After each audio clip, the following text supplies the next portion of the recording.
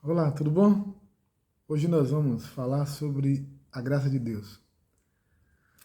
A graça de Deus é o elemento central, pivotal, o fundamento que sustenta toda a concepção que nós podemos ter de salvação e redenção a partir da perspectiva cristã, ou que a revelação nos apresenta.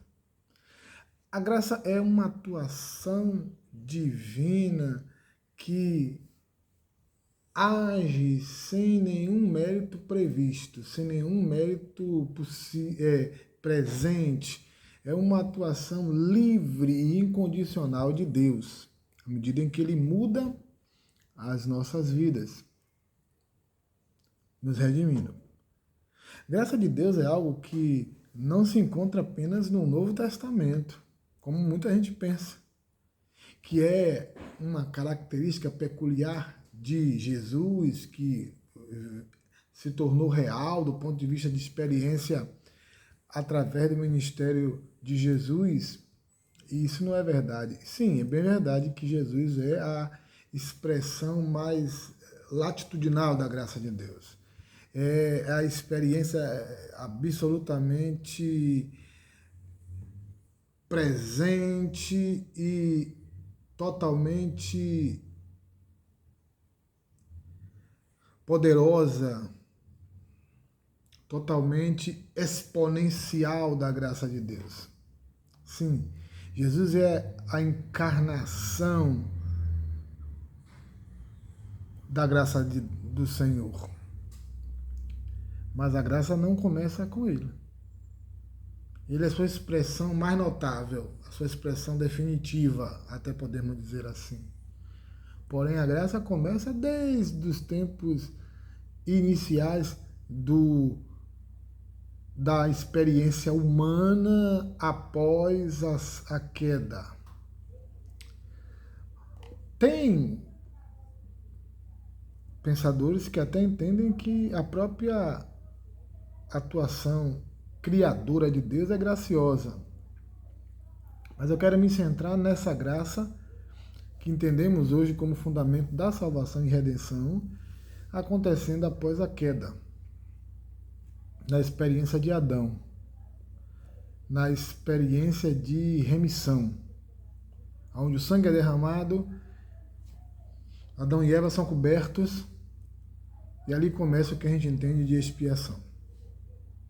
E essa expiação é puramente graciosa, porque não havia nada em Adão e Eva que justificasse esse ato redentor de Deus. Entenderam? Então a graça a partir daí se torna algo absolutamente presente e até mediador da relação de Deus divina com o ser humano. E posso dar um exemplo claro disso no Velho Testamento, que é a própria experiência de Noé, antecedendo ao dilúvio.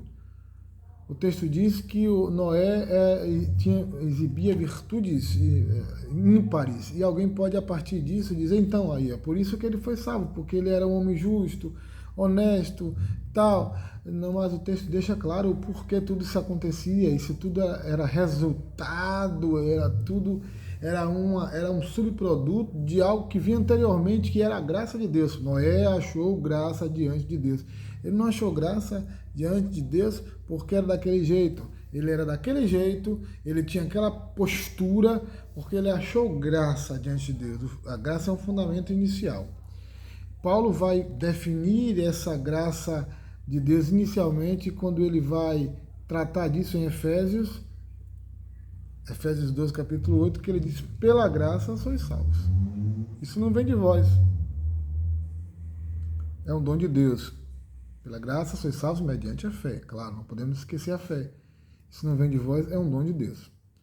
É interessante que graça aqui, ela rege os dois movimentos, as duas experiências. Paulo diz claramente que isso não é fruto de nós, nosso talante, mas é uma atuação, uma ingerência incondicional e restrita de Deus. Muito bem. Em Tito, capítulo 3, Paulo vai falar o que essa graça faz em nossas vidas, nós vamos tratar um pouco disso. E a primeira coisa que no capítulo 2, versículo 11 e 12, Paulo diz assim a Tito: porquanto a graça de Deus se manifestou salvadora para todas as pessoas. Ela nos orienta a renunciar à impiedade e às paixões mundanas e a viver de maneira sensata, justa e piedosamente nesta presente era.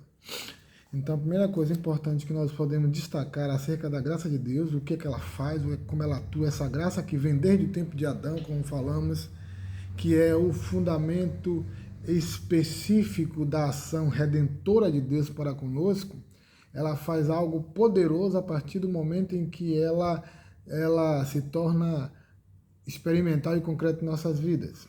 O texto vai nos dizer que a primeira coisa que ela faz é nos salva. Ela altera nosso DNA espiritual. Ela faz uma mudança profunda, matricial dentro de nós. Ela permite e ela torna possível a experiência de salvação. E essa experiência de salvação, obviamente, aqui é um guarda-chuva aberto que abrange inúmeras experiências micro internas dentro da gente, ou internas, interiorizadas, e que também se expõem do ponto de vista de experiência concreta. Aí nós podemos falar de, por exemplo, novo nascimento. A graça de Deus nos salva, tornando novas criaturas. Notem que Jesus disse que sem novo nascimento é impossível entrar no reino dos céus.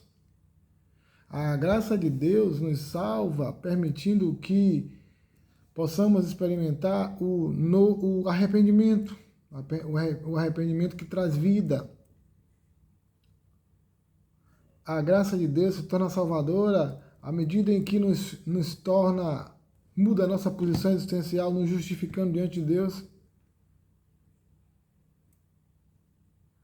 A graça de Deus é salvadora à medida em que torna possível a experiência da fé.